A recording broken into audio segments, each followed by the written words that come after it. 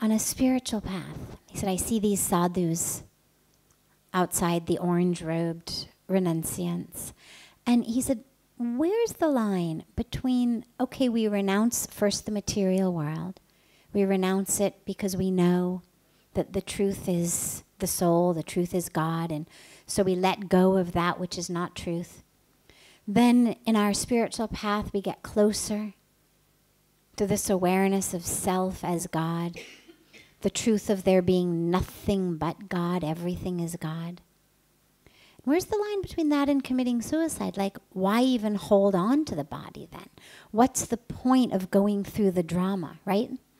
What's the point of even going through this if there's nothing but God, if everything is just God's will and I'm just a tool in God's hands? Why bathe? Why eat? Why do anything? Why get out of bed in the morning? Well, first of all, living in the body, but not of the body. Living in the body, but in an awakened state, is actually that samadhi that the yogis talk about. Samadhi, I mean, that when somebody has passed away, they use the term, the euphemism mahasamadhi, means the ultimate samadhi. But samadhi is that which we experience here. It's what comes after meditation.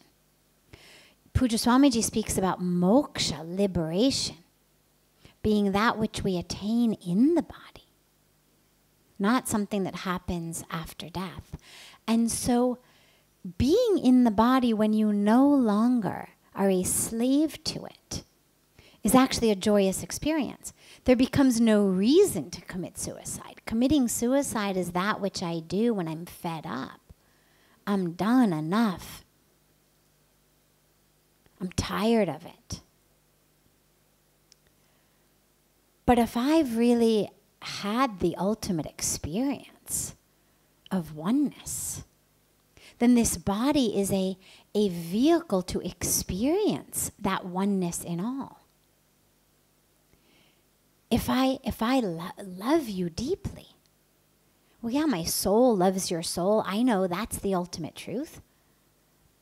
But having my hands touch your hands is a beautiful experience. Touching you physically is only painful if you're an enemy. It's only when an enemy rubs up against us that we're like, don't touch me. So the physicality of the body is only something we want to be rid of when we haven't had that experience. And so if you think you're done and you're tempted to commit suicide, I can guarantee you haven't reached there. Because if you had reached there, you'd be in bliss. And the body would be the, and I don't just mean the physical body, I mean the brain, through which we actually see and smell, taste. The enlightened masters, if you've had the blessing to be in their presence, they move through the world like beautiful children. Because everything is a beautiful experience. The roses, the song, the sound. They love to sing, to dance, to smell the flowers, to plant the flowers. They're in love with creation because creation is the creator. They're not looking for a shortcut way to get out fast. They're loving it here. Those of us looking to commit suicide are those of us not in love with the creator and the creation. And in that case, committing suicide just makes you have to come back and do it all over again. I have an adopted daughter of my heart who is now in college in South India studying software engineering. And she's been my adopted daughter since she was very, very young. And recently, tragically, in her college, someone committed suicide. And when she was here last time, she said something to me that was so beautiful and so wise that I've actually shared it frequently. She said, you know, I don't know what, she said he committed suicide because he had done so badly on his exams and was very stressed about, you know, studies. And she said, but that doesn't make any sense. She said, because now he's just going to come back and have to do it all over again. She said, and not just that exam all over again. She said, he's going to have to do his 10th class exams again, his 12th grade exams again. She said, I would never commit suicide because, oh my God, doing them once was bad enough. I can't imagine having to come back and do them all over again. And I thought, wow, how beautifully wise you've become. And this is what suicide does. You got to keep coming back and doing the exams. And whether it's your 10th or 12th class exam, whether it's the exam of your marriage, whether it's the exam of your career, whether it's the exam of your health challenges, whether it's the exam of your mother-in-law, whatever the exam that you're facing now may be, you're just going to have to keep come back and do it and all of the other ones all over again. And so when we relinquish the attachment to the material things and commit ourselves to the spiritual path, what it does is it removes the unbearableness that things in the material world create. And so my mother-in-law, yeah, she's still difficult, but she's no longer unbearable.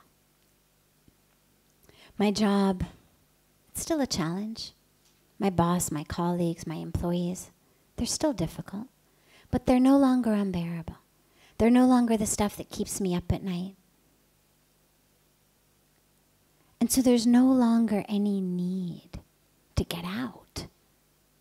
I'm no longer in a cage of my pain. I'm no longer in a cage of my grudges, my desires, my unfulfilled expectations.